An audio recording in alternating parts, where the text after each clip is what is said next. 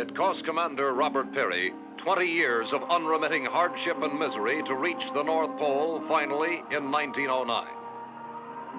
It would have astounded Peary to learn that by the late 1950s and early 60s, the vast frozen top of the world he pioneered had become a vital highway for world travel and commerce, not just in the skies, but also deep under the ice in the frigid 5 million square mile depths of the Arctic Ocean.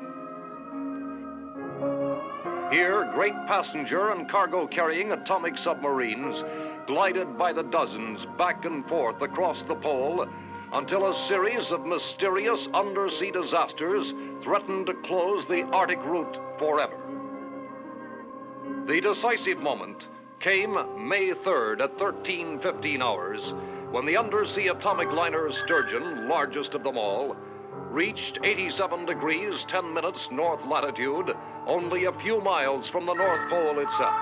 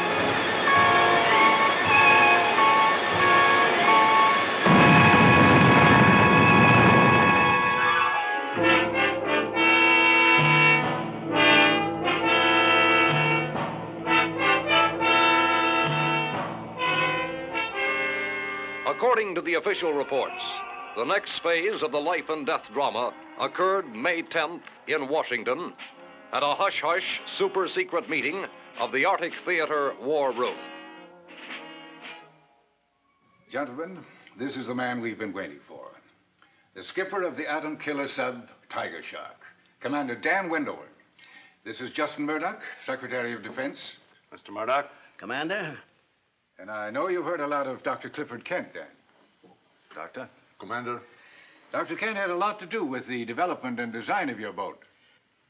Syrian Hunt just flew in from London. The Dr. Hunt, winner of the Nobel Prize for Oceanography?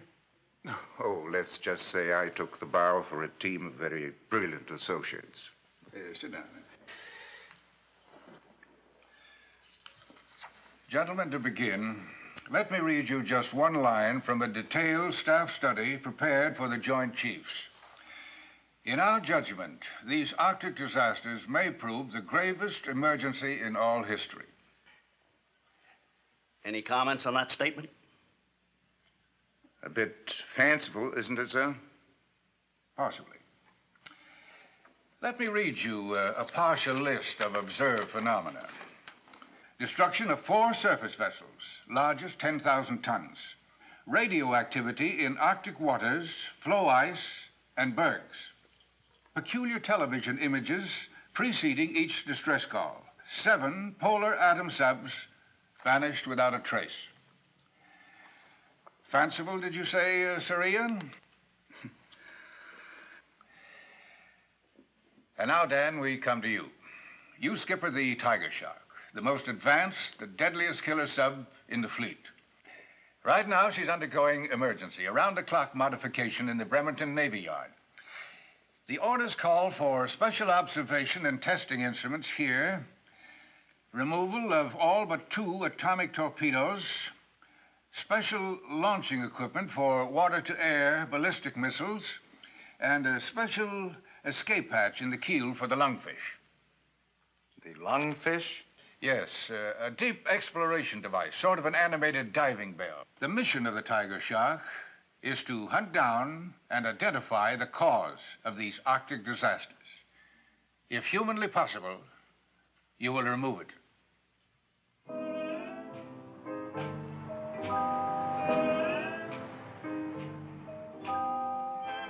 Not that I don't think Lieutenant Commander Holloway is the finest exec in the entire sub-fleet, Julie.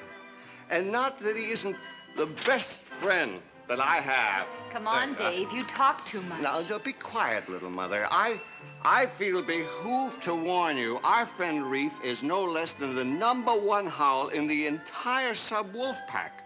Nuclear-powered. And when it comes to women, well, he has got a built-in sonar detector that... Dave, you know you're exaggerating, old buddy. You know it? Yes, you are. You know, on most boats, a certain loyalty exists between the exec and his navigation and firing officer. But in the case of Lieutenant David Milburn of the Tiger Shark and myself... But she's a nice girl. I've seen you work. I think she deserves a fighting chance. Helen, I appeal to you. Dave, look at me. I'm the mother of your 3 children. Will you please take me home to them at once? There you are. Just drop in any time. Don't bother to call. Just drop in. That's my way of life.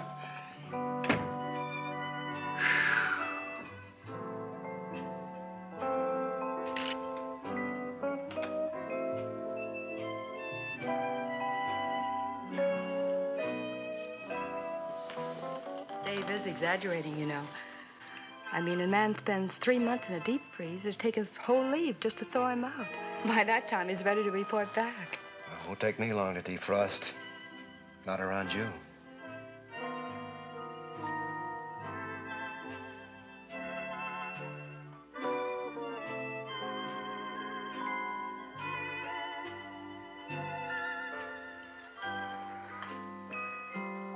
What was I saying about thawing out icebergs?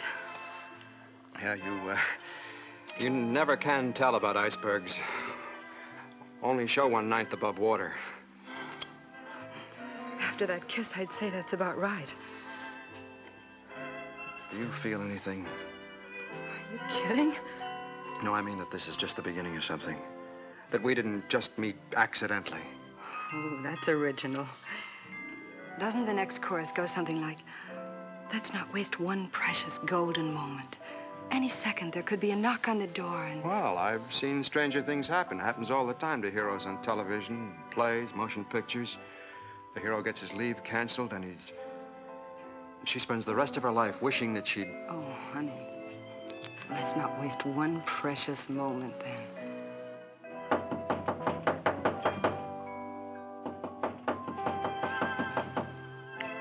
What's that pounding? Need I say more?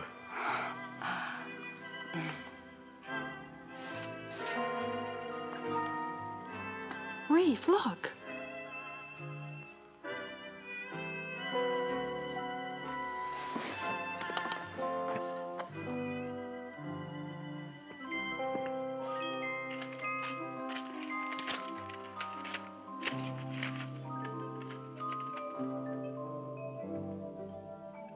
Oh, no. What's wrong? What is it? Oh, no.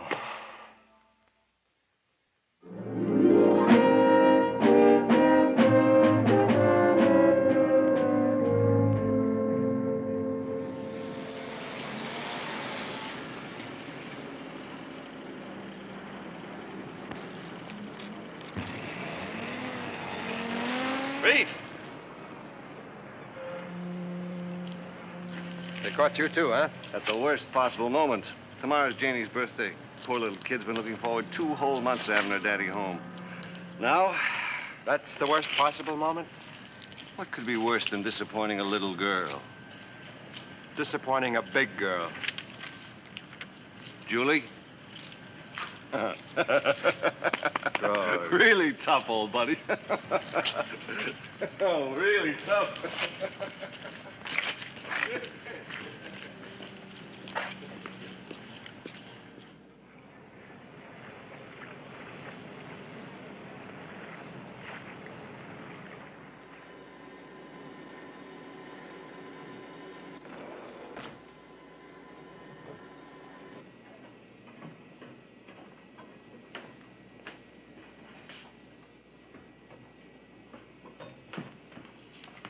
Skipper, I thought you were going to Washington. I did. Just got back. Reef, I want you to meet a couple of our passengers, Serene Hunt and Dr. Clifford Kent. My exec, Commander Richard Holloway. Right, how are you, sir? Dr. Kent, met you before. Yes, indeed, Commander. You gentlemen are going with us. What for? We'll discuss that later. Roberts. Have Chief Griffin report to me as soon as the crew's aboard. Yes, sir. Watkins, Yes, sir. will you show these gentlemen their quarters? Aye, aye, sir. This way. Oh, sorry you had to cut your leave short. Yeah. Come at the wrong time? Yeah. Will do. Oh, it's you. Yeah. Hey, Griff, what's the scoop about, huh? I mean, hold out in the middle of the night, all leaves canceled, we going to war or what? Now, don't you worry, Chester. When the skipper wants you to know what's going on, he'll tell you, okay? I don't like it. I mean, this is all mighty funny. Yeah, isn't it, though? Suppose you get aboard anyway. I don't like it. What did you say? I like it. I like it. Hey. Well, Skipper, I think I'll stow my gear. Reef, I got some bad news for you. Oh, yeah? You're gonna have to share quarters this trip. Who with? Dr. Nielsen. Dr. Nielsen? Well, when did that happen? Huh? Oh, it's all right. We're all friends.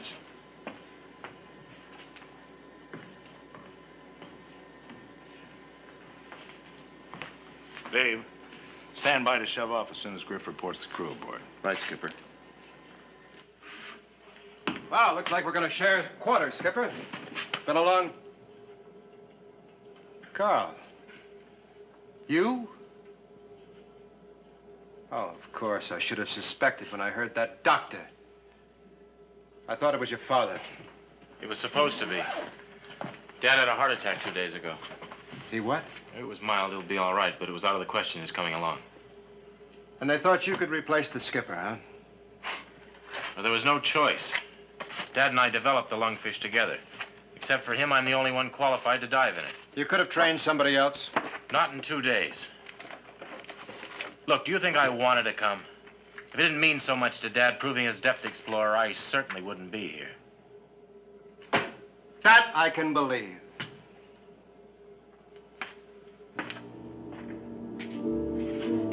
The Tiger Shark left her dock at Bremerton at 0335 hours, the morning of May 11th, on what was to prove the strangest, most fearful voyage ever made by a submarine, atomic or otherwise.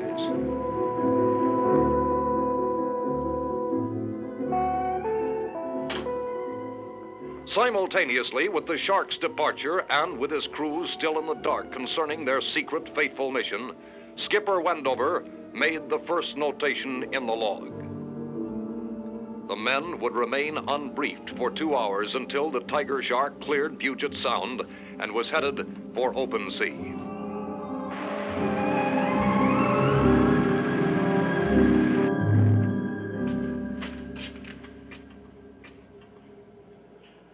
Who the devil belongs to this gear? We do, Chief. Oh, you two guys, huh? And just what do you do around here? Underwater demolition. Seaman First Class Powell, and I'm Corny. Yeah, I know. So you're frogmen. Yeah, we're off tin cans. We've looked the pig boat over from fore to aft, but can't seem to find an empty locker to store our stuff in. An empty locker? In a sub? Are you kidding? This whole deal is making less and less sense to me. What are frogmen doing aboard the Tiger Shark? Following orders, like everyone else in the Navy.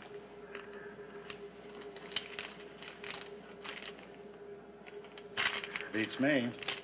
But orders are orders. Yeah, well, in the meantime, where do you want us to stash these gizmos? Come on.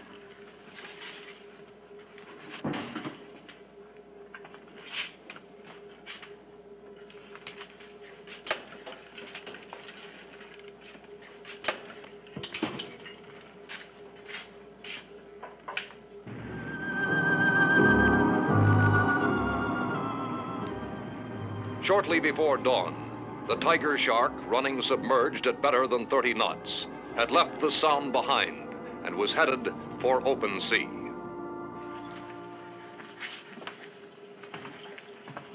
There are orders, Reef. Look them over while I fill in the crew. Now, hear this. This is the captain speaking. I know you're wondering about all the mystery. Well, our job had to be kept absolutely secret. Our mission is to find out what caused the disasters under the Arctic ice. Once we cross the Arctic Circle, any command you hear will be the real thing. Please remember. That's about it. Now, you know as much as I or anybody else does, for that matter. Coincidentally, I assured Washington that this was the best sub crew in the fleet. I know you won't make a liar out of me.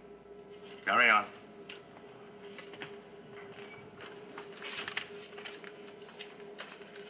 That's it.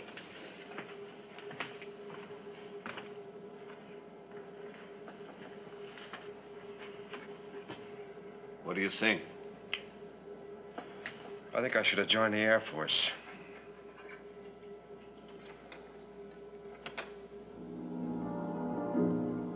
A week later, the Tiger Shark was still running due north at cruising speed. So far, the voyage was routine, uneventful. But the nearer they came to the Arctic Circle, the more the tension increased, the more tiny irritations were magnified into bitter fumes, the more the crewmen pondered their possible fate. On the morning of May 20th, the Tiger Shark crossed the Arctic Circle into the critical area.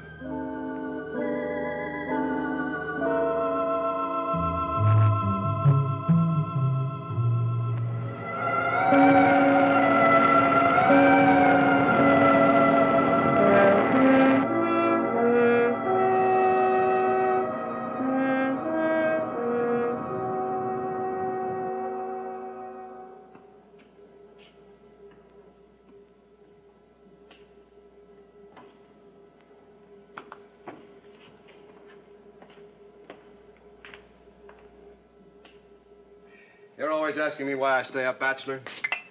There goes one of the best reasons I can think of. Huh? Yeah. I might have a son like that. I don't get it. What goes with you two? I guess his father, Skipper Nielsen, retired before you enrolled at the academy, didn't he? I guess. One of the finest men and officers alive. A real hero in the best sense of the word. World War II. Taught engineering and design at the academy.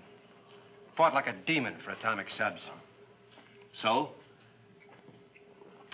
So when his only son dropped out of school, began making statements, all sounding like borrowed propaganda. Ban the atomic test, junk the nuclear subs, spend the military budget for peace. Well, it just about broke the old man's heart. Then when the newspapers picked it up, called Carl the honest, sincere son of a warmongering father. Well, Captain Nielsen resigned from the Navy. Oh, he still keeps his hand in with projects like the Lungfish. But it broke him all the same. Have you talked to Carl? Try to get his side. His side? He's all front with no back. How can he have a side?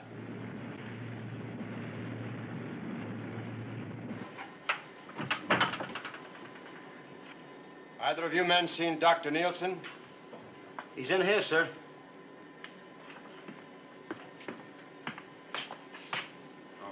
Tuttle, Powell, would you men mind leaving us alone for a few minutes? Sure, Mr. Holloway. Dr. Nielsen.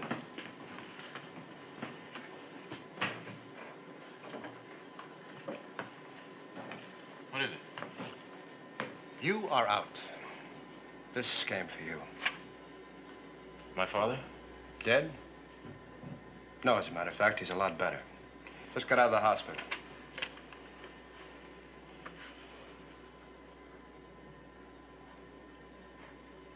What did you mean I'm out? Your father can be in Nome, Alaska tomorrow. We have two choices.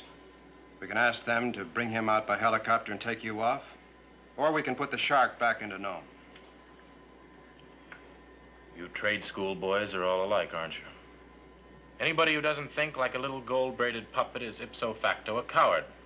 You said it, I didn't. Well, wearing a uniform doesn't bestow an automatic monopoly on courage, Commander. It just so happens I'm not a coward, physical or mental. And before I'd risk my father's life. We're all risking our lives. That may be. But Dad stays where he is, and I'm staying here. Oh, you are a mixed-up oddball, aren't you? Well, perhaps. But the idea of willingly going to school to spend my life at a Paleozoic pastime that should have disappeared with the thunder lizards, I'm referring to war. That strikes me as the worst cowardice of all. Being spiritually yellow. You mean nothing's worth fighting for? Peace. The dignity of man, destiny of human spirit. Now, you show me a man who says you win these fighting wars, and I'll show you an idiot. Carl, you talk like so many young men I've known. You talk well. Literately, intelligently, even brilliantly sometimes. But you're all talk. What do you do about your ideas? Your ideals? You mentioned my uniform. These are my work clothes. They represent what I'm willing to do. How hard I'm willing to work for what I believe in. I doubt your willingness for anything, except talk about what you're against. That talk darn near killed your father.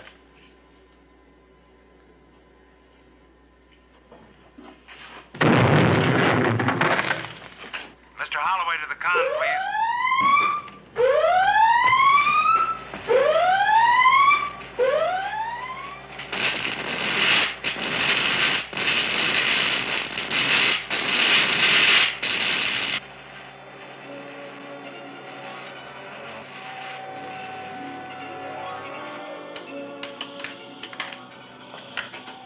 The instruments have all gone crazy. And take a look at the screen.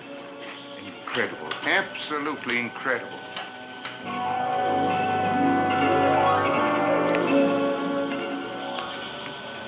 What hit it?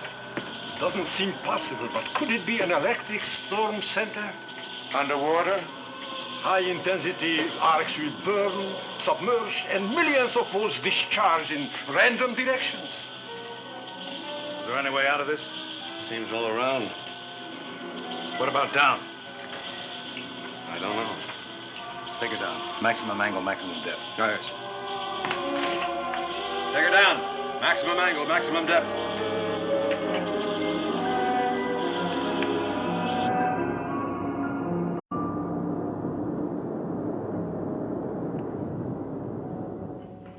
Syrian has evolved a theory.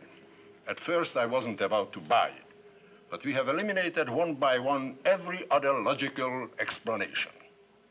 It is rather fantastic. But here is a chart of the Arctic region. On it, I've plotted every instant of these peculiar phenomena, the sinkings, electrical storms, our own experiences. Now, here is where we encountered the electrical storm. The sturgeon was lost about here.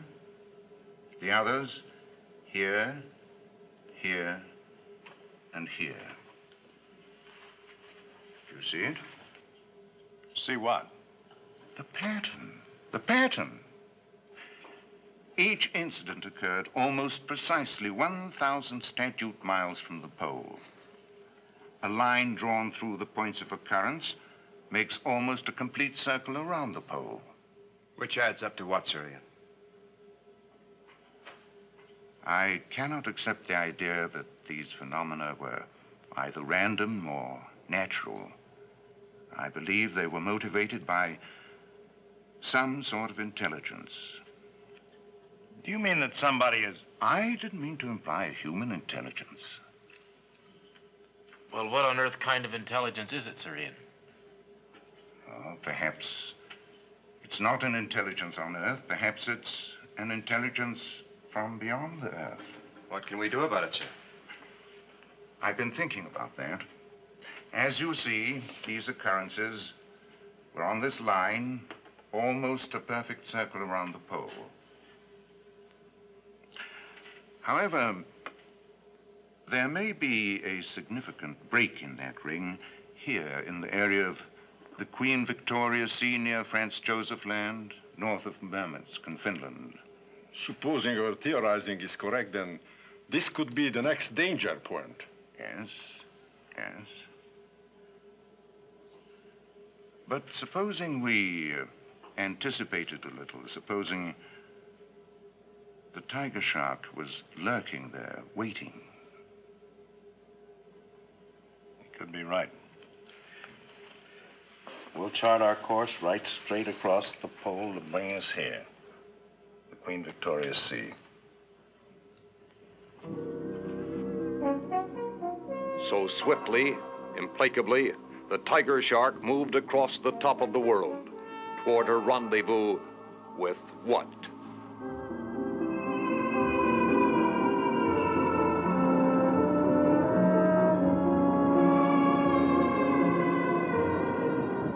We've been running due south along the 30th degree of longitude. By my reckoning, we should be about here, just short of our planned position. And that should be... Just about the critical point if we're on the right track. Prepare to service flank speed. Prepare to surface.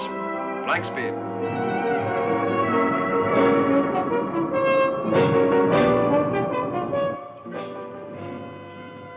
Mr. Melbourne, quick, look at this.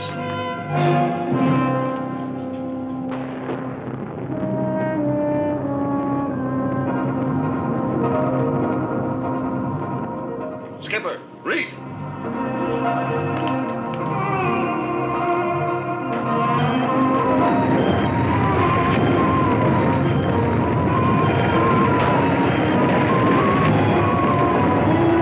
Those chunks of ice are coming right at us. Dive! Dive! Dive! Dive!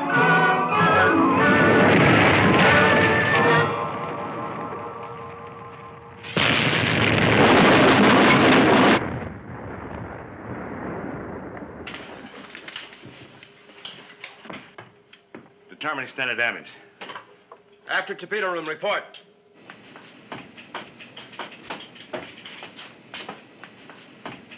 This is Griff, Captain.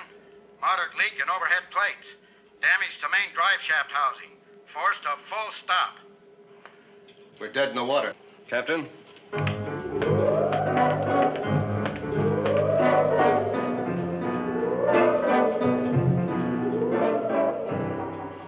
Whatever it is, it certainly can travel. Course and speed. Speed about 22 knots. Course due north. Directly toward the pole. Are you two flounders about set? We're ready. Now try and remember you're not going out to rehearse a water ballet. We need a damage report. I never should have volunteered. If I had enough sense, I would have...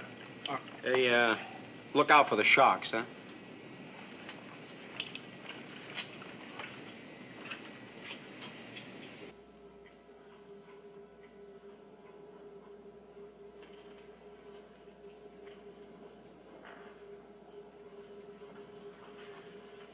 A pure oval shape with this cyclops-like eye or turret on top.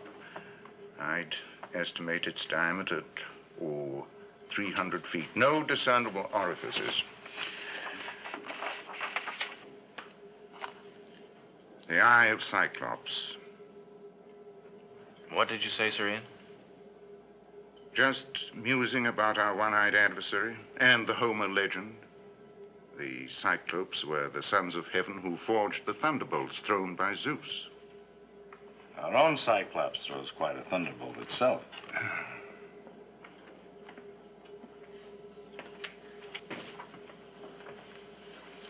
I knew there was something familiar. Take a look. This picture was taken by an amateur astronomer over New Mexico. I have had it since I served on the Air Force Evaluation Board for UFO reports. Unidentified flying objects. Then this is a flying saucer. That was the popular designation, yes. Weren't all the sightings in the sky, not underwater? This would explain why there were never any reports of landings. It's quite possible that whoever or whatever inhabits this craft is not a land creature at all, but some form of marine life. That would make our little green men actually little green fish. Undersea flying saucers. Excuse me, Skipper. Yeah, Griff? All internal repairs completed. And frogmen report exterior damage minor. Then we can get underway, huh? Right, sir. Dave, you plotted the course of Cyclops? Then that's our course. Where he goes, we go until we get him. Or perhaps until he gets us. So the tiger shark began relentlessly stalking her space enemy. Up to the pole, back to the Arctic Circle again and again. A week, a fortnight, a month.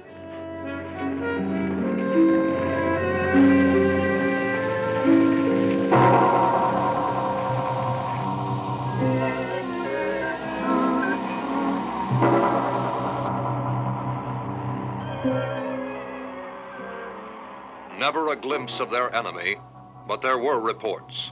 New disasters, new ships and lives lost.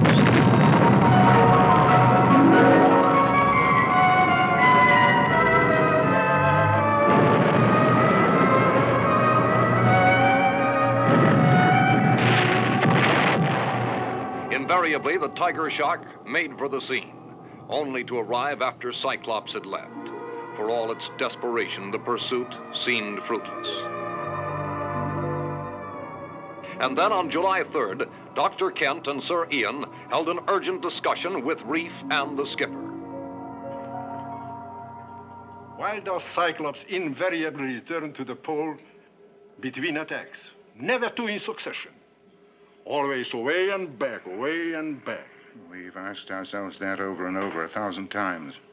But answers are what we need, not more questions. We think now we have them. We took for granted his source of energy was nuclear. But suppose it isn't at all. What if it is magnetic? Yes. Yes. We harness energy on a small scale by cutting magnetic lines of force. Supposing Cyclops does it on a super scale. The North Pole is the positive end of the biggest magnet of all, the Earth itself. What you're getting at is that you think our saucer friend must return to the pole regularly to recharge his batteries. That may be oversimplifying it. But, Now, our present tactics are useless. But suppose we place ourselves between Cyclops and the pole. in such a way as to prevent him returning to the pole to, as you put it, recharge his batteries. If we are lucky enough to catch him with his power depleted. Then we polish him off with an atomic fish. We wait till the next report of trouble, and then we lie in wait for him, right in his path, and bushwhack him. Bushwhack? Yes, it's an American tactical expression. So, a change of tactics. Now, the Tiger Shark cruised almost over the North Pole, waiting for the radio report that would put the plan into effect. On July 13th, at 1600 hours, it came. We got it, Reef.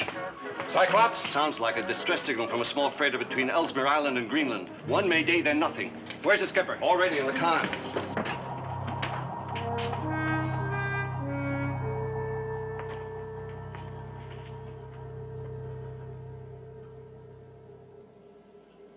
We're here. Right? This is where Cyclops knocked off the freighter. This is the way he has to head for home, the pole. Here we are, right in his path. Sonar and TV scan the bottom. Find a good place to hide and lie in wait for him. Maybe a cave or a valley. Break for silent running. As soon as we're on the bottom, secure everything that hums or buzzes. I want absolute silence. Very well. Rig for silent running.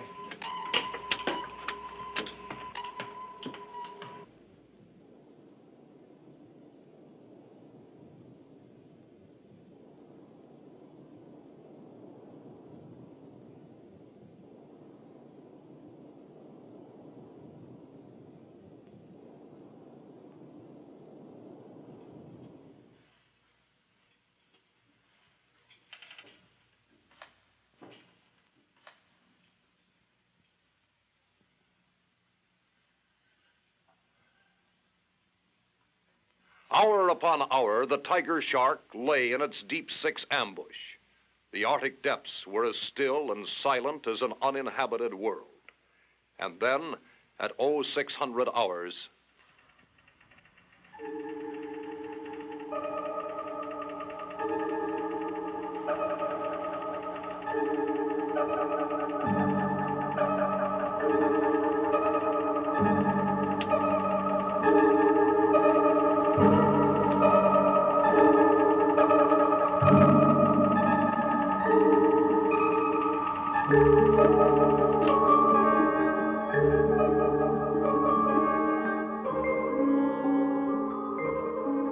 Skipper, Dr. Kent. What is it? That's him. Has to be. Range 22 miles. Speed, I give it 14 knots. His radiation level is very low. That would confirm our theory about having to return to the pole. Better be correct. Give me a setup on the TDC, range about 7 miles.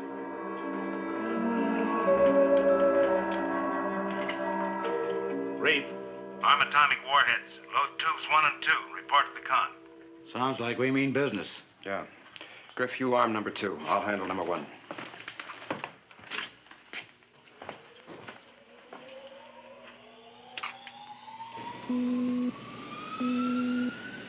Load 1 and 2. Open outer doors. Stand by for action.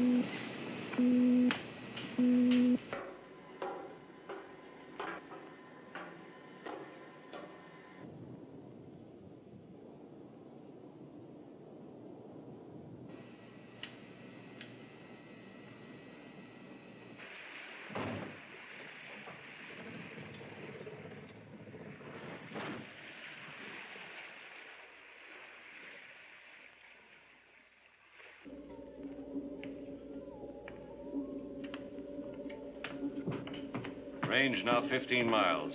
You sure it's Cyclops? Take a look.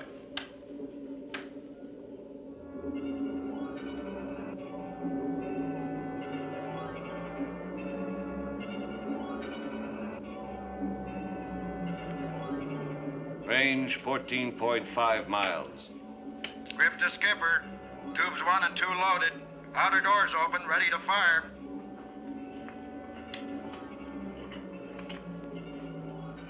Stand by.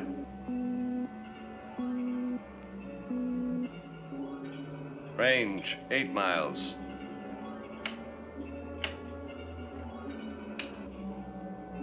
Range 7 3/4 miles.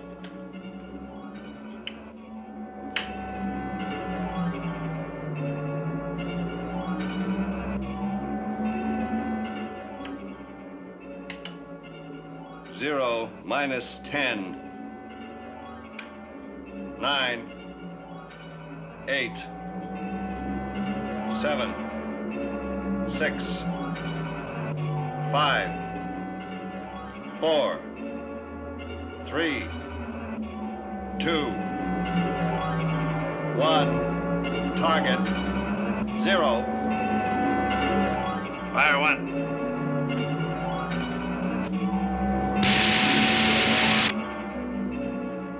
Number 1 fired. Fire 2.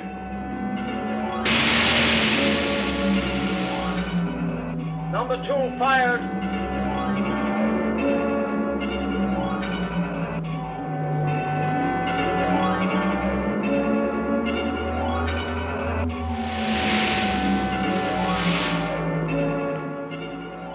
How are they running?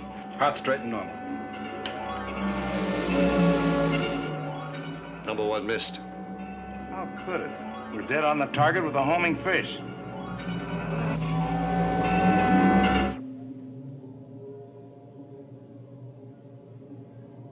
What's that? A massive jelly-like stuff came out of the thing and caught our torpedo. It must function like a degaussing field.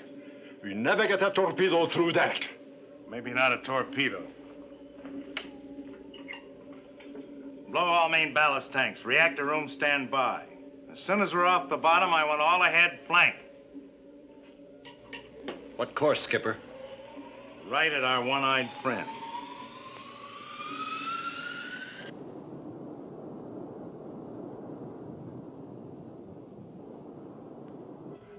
Right at him? That's what I said. But what can we accomplish? We can ram him. You've weighed the consequences, Captain. The lives involved. Doctor, I've weighed the destruction that the Cyclops has done already and what he'll do in the future unless we stop him right now. There must be some other means. What other means? If the tiger shark can't stop him, no power on Earth can.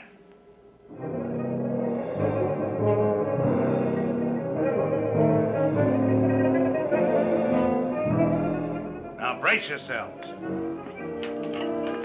Sound the collision alarm.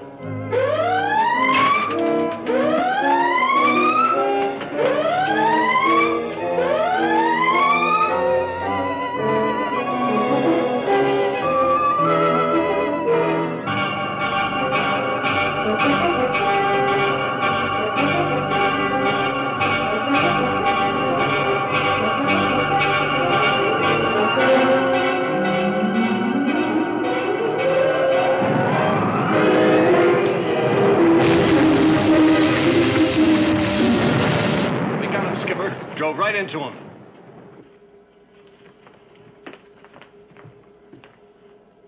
Look at that. Speared him like a fish. We did it, boys. Dove right through the saucer's side. Reactor room, give me all reverse, full.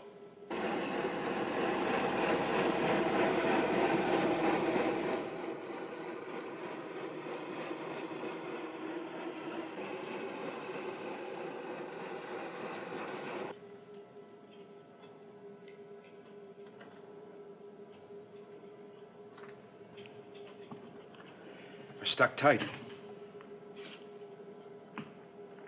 Skipper, take a look at this depth gauge. 180 fathoms? We can't be sinking that fast. It's our screw, Skipper. At our declination angle, running in reverse, they're pulling the shark and Cyclops right to the bottom. And we're at safe maximum depth already. Full stop. Full stop.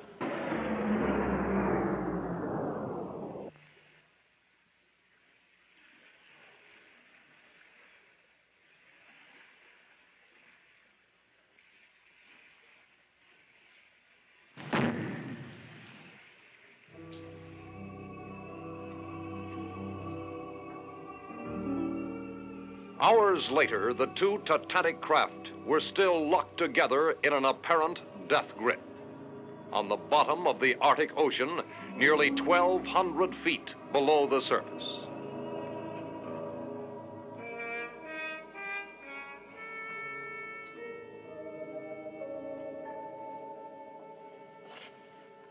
Well, anybody got any ideas?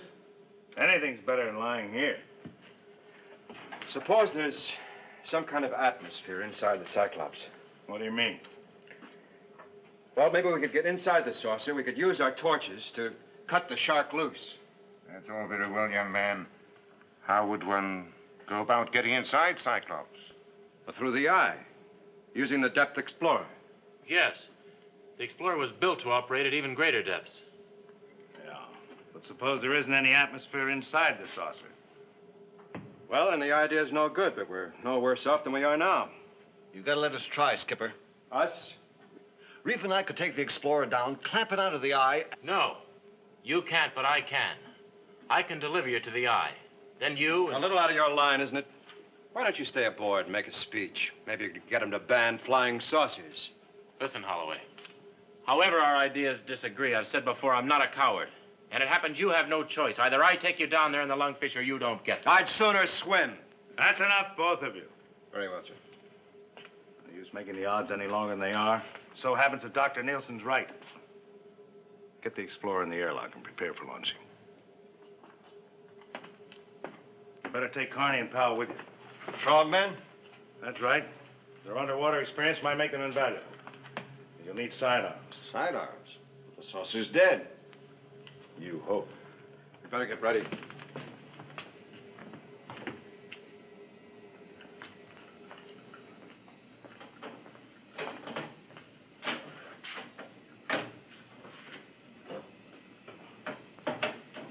Girls, you go everywhere I go.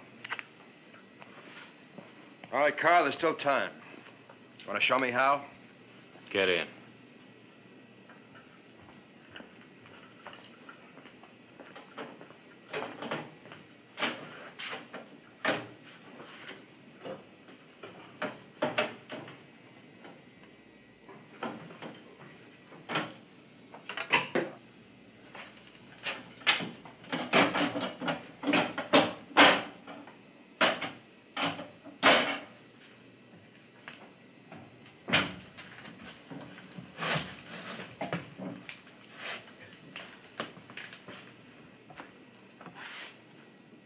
Ready to open. Airlock door, Captain. Go ahead, Griff.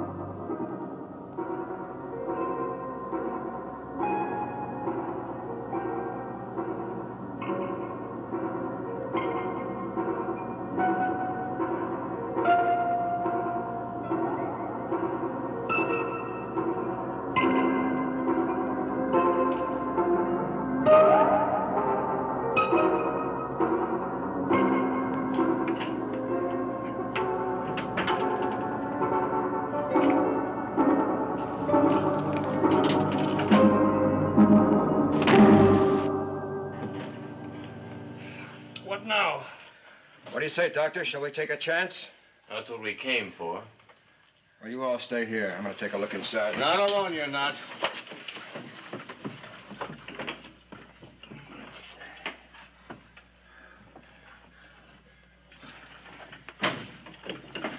Better breathe your oxygen just in case.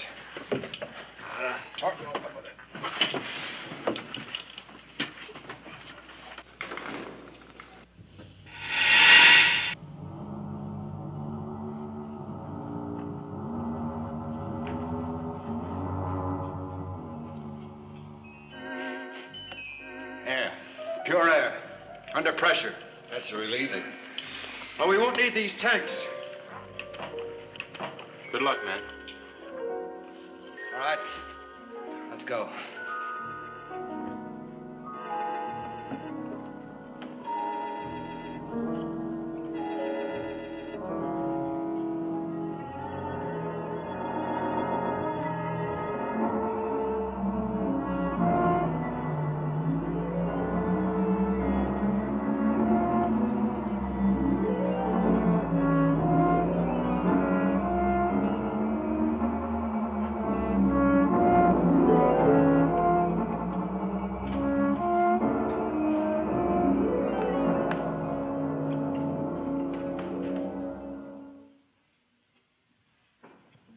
Ball drove through her, but she sealed herself right up. Yeah. That's our problem. The saw teeth of the ram are caught in the brake. Now, if we can cut it away, the shark can pull herself loose. I think you're right. Powell, go back to Dr. Nielsen. Tell him to report to the skipper. All right, let's get to work.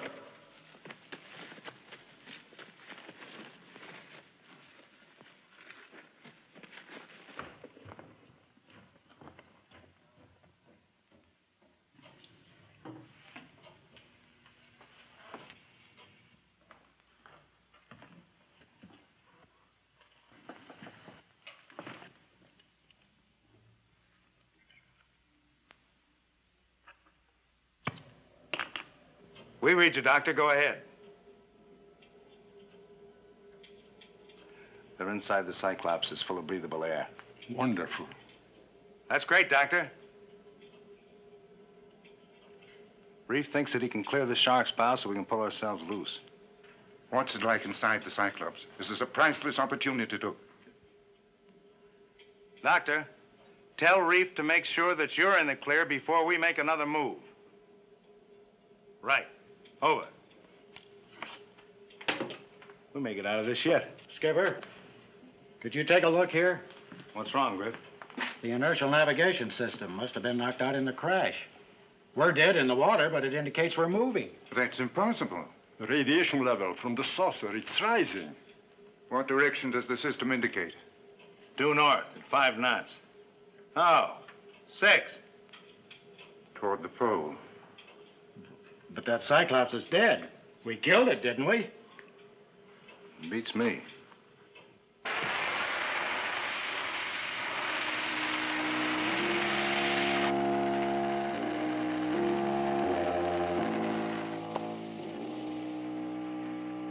Dave. Yeah? You hear anything? I don't hear anything. You've been down here too long. You better go topside and rest.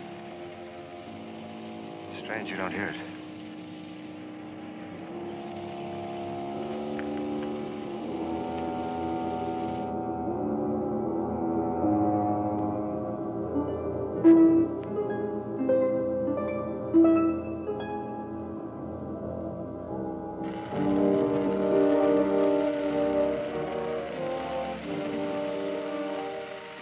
Reef? Huh? You know something? I think it's getting lighter in here. Yeah. Yeah, it is. If I didn't know better, I'd swear we were moving. Now, let's get back to work, and maybe we will be soon.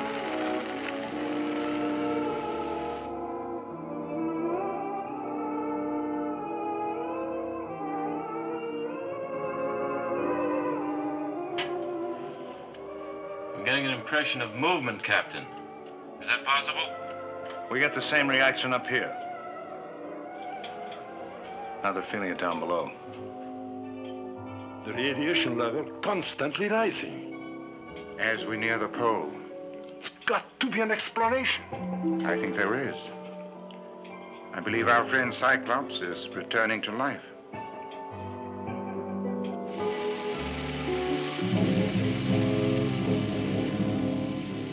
Commander Holloway, listen.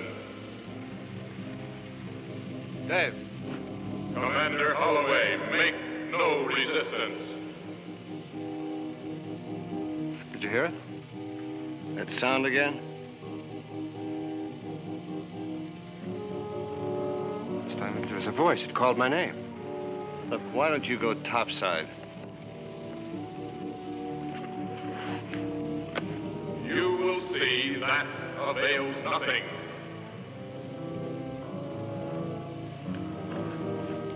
Where do you think the sound was coming from? Down there somewhere.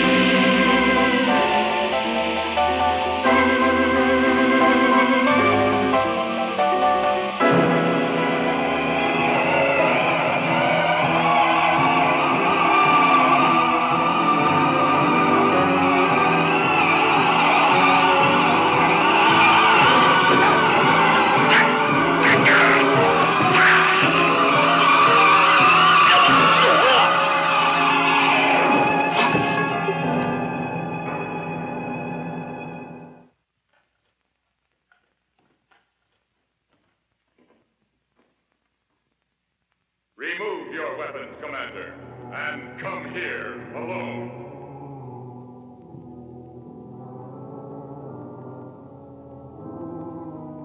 Come where?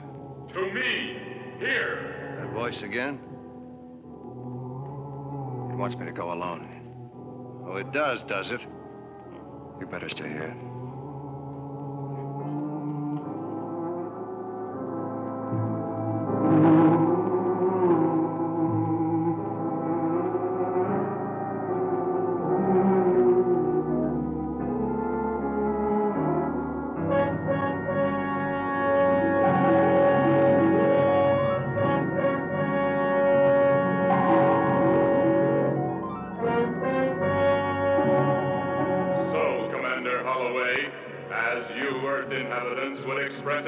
We meet face to face. That's a face? Point of view is everything. To us, your form of life is ugly, as we appear to you. Tell me something. Why is it that I can hear you and the others can't? You do not hear me. Our individual brain frequencies are now attuned, and we exchange wave thoughts. You mean extrasensory perception? Whatever your Earth term may be, the principle is ancient and very simple. It is not necessary for you to speak. Your thought response will suffice. My mission is to study various solar systems and planets. Select the most suitable for colonization. For horrors like yourself? Of course. It may interest you to know I have visited hundreds of other worlds, and of all of them, your Earth seems most suitable.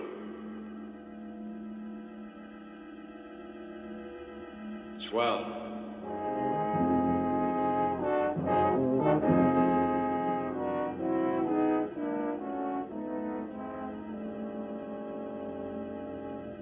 Your friend was to remain where he was. He did. I am afraid not. Dave. What's going on in here, lad? What? Stand away from him, Commander. You watch your back. So this is your headquarters. Well, you've sunk your last ship, you...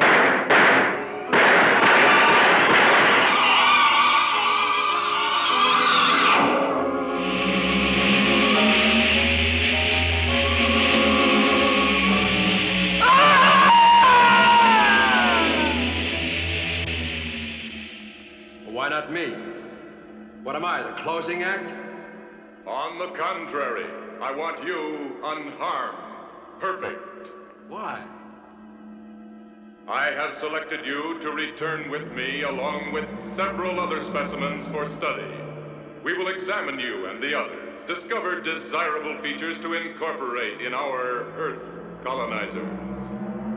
Then you just build them in, huh? Of course. Evolution is much too slow a process. On Earth, you build with inanimate material. We employ living tissue. This space vehicle, for example. It is a living thing. When damaged, you would say wounded. It immediately heals itself. Oh, that's why no water leaked inside when we rammed you. Of course. But it is time to begin the return voyage. To navigate, won't you have to see your way? Obviously. Copy, Russ!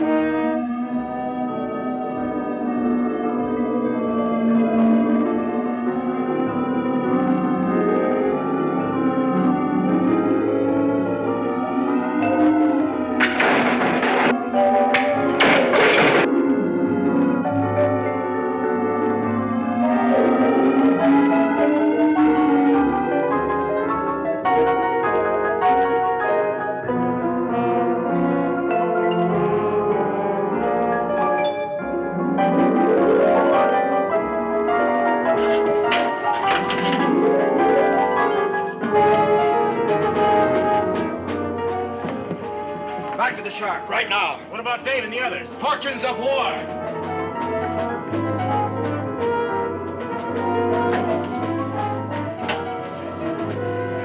Skipper, this is Reed from the Duck Explorer. Pull loose. Right, Reef. Reactor room, get me all back. Emergency.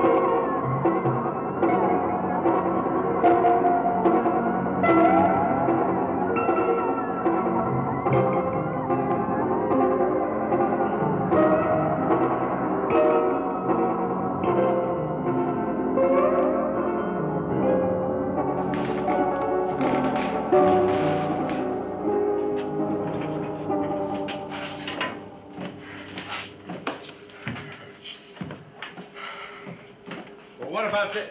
Skipper, we didn't kill it. And if that thing ever gets back to where it came from, the Earth is doomed and everybody on it.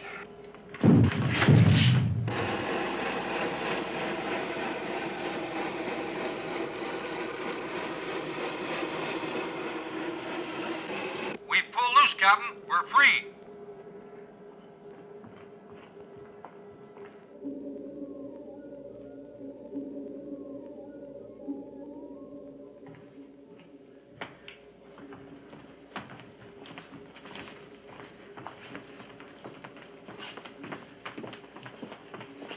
There it goes. Headed straight for the pole. 50 knots. Nothing we can do. Excuse me, Captain. There may be one last desperate chance. What's that? It's possible I could adapt one of the torpedo guidance systems to the ICBM, so it would home on the saucer when he rises from the pole. What about the time? Cyclops will have to linger at the pole to recharge its power banks. That's worth a chance. Reef, take over as navigator and see if you can find us an air hole in the ice. Let's go. Very well. Adapt a complicated guidance system to a huge ballistic rocket. Convert it to a water-to-air interceptor missile. It was foolish. It was insane. It was fantastic. But it was their only hope. And the Earth's only hope. Ready? As ready as we can be. I'll report to the skipper.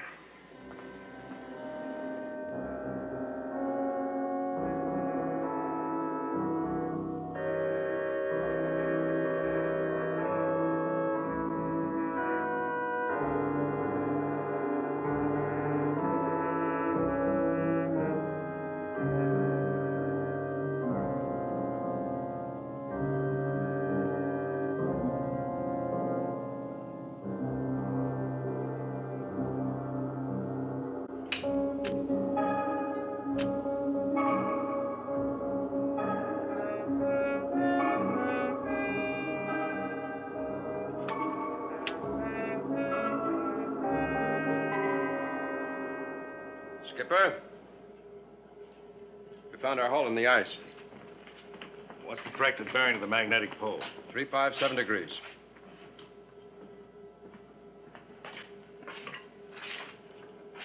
Prepare the ICBM for firing.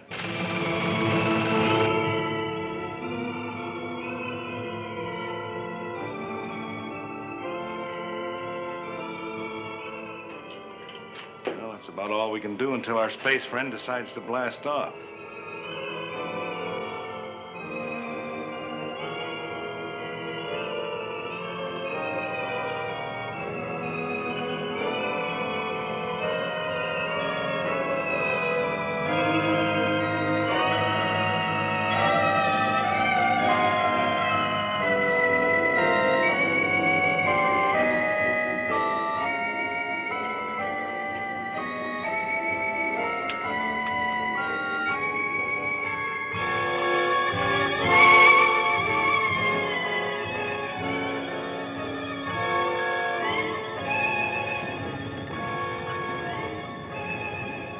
Skipper, I think it's...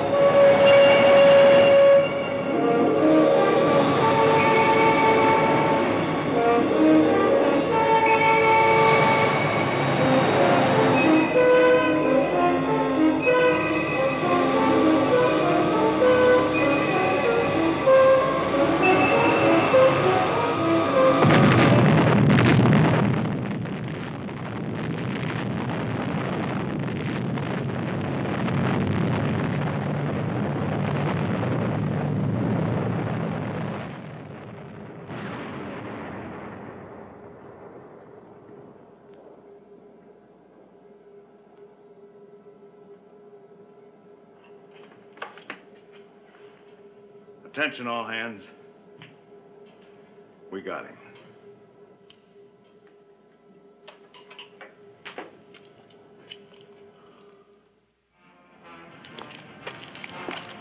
Cigarette?